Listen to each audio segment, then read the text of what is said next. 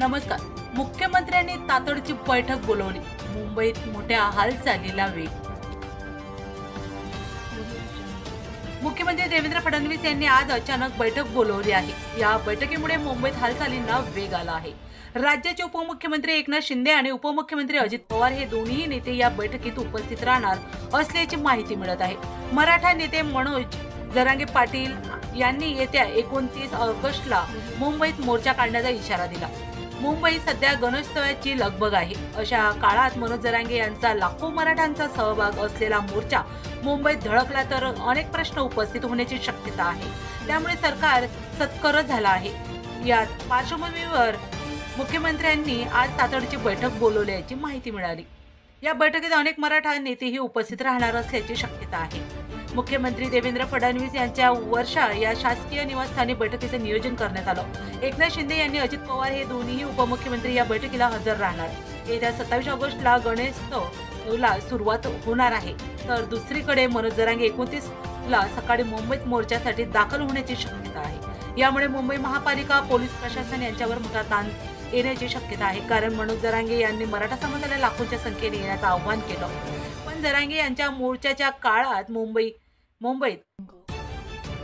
गणेशोत्सव असणार आहे. त्यामुळे या मोर्चावर तोडगा निघतो का यासाठी सरकारची चाचपणी सुरू आहे. त्यामुळे या बैठकीकडे आता सर्वांचं लक्ष लागून आहे. मनोज जरांगे यांनी याआधी देखील अनेकदा उपोषण केलं आहे. तसेच त्यांनी याआधी देखील लाखो मराठ्यांसोबत मुंबईच्या दिशेला मोर्चा आणला होता. त्यावेळी तत्कालीन मुख्यमंत्री एकनाथ शिंदे यांनी वाशी येथे आलेल्या मराठ्यांच्या मोर्चाला भेट दिली. एकनाथ शिंदे यांनी मनोज जरांगे पाटील यांची वाशी येथे भेट घेत त्यांची मनधरणी केली होती. यावेळी एकनाथ शिंदे यांनी काही आश्वासन दिलं होतं. तशाच प्रकारे या वेळी देखील मनोज जरांगे यांना काही आश्वासने देण्याबाबत बैठकीत निर्णय होऊन यावर तोडगा निघतो का ते पाहणं महत्त्वाचं ठरणार आहे. तसेच उपराष्ट्रपतीच्या निवडणुकीसाठी भाजपने जोरदार मोर्चा बांधणी सुरू केली असून एनडीएचे उमेदवार आणि महाराष्ट्राचे राज्यपाल CP राधाकृष्ण यांच्या विजयासाठी भाजपकडून जोरदार तयारी सुरू केली आहे.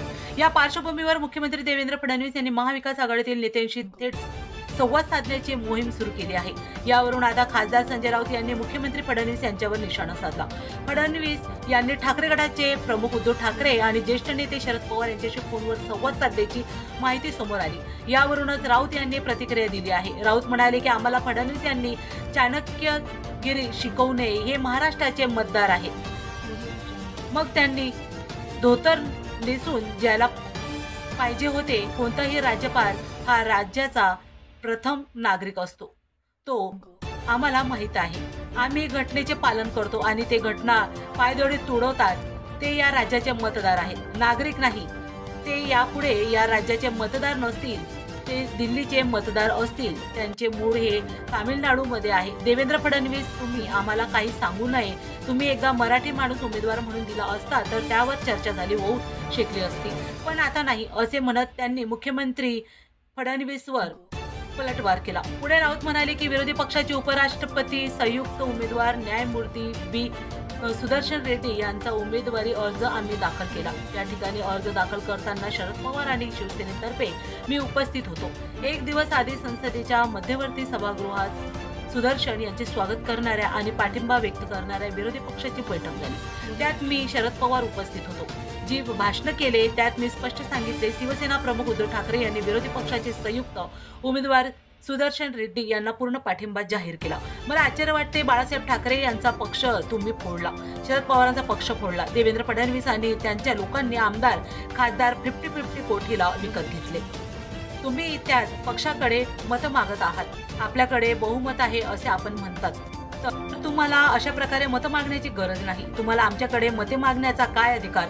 तुम्हाला भीती वाटते का की तुमचे मते फुटतील, डुप्लिकेट शिवसेनेची मते फुटतील, ही भीती आहे का? असे म्हणत संजय राऊत यांनी फडणवीस यांच्यावर निशाणा साधला. पुन्हा भेटूया अशाच नवीन न्यूज बरोबर. जय हिंद, जय महाराष्ट्र.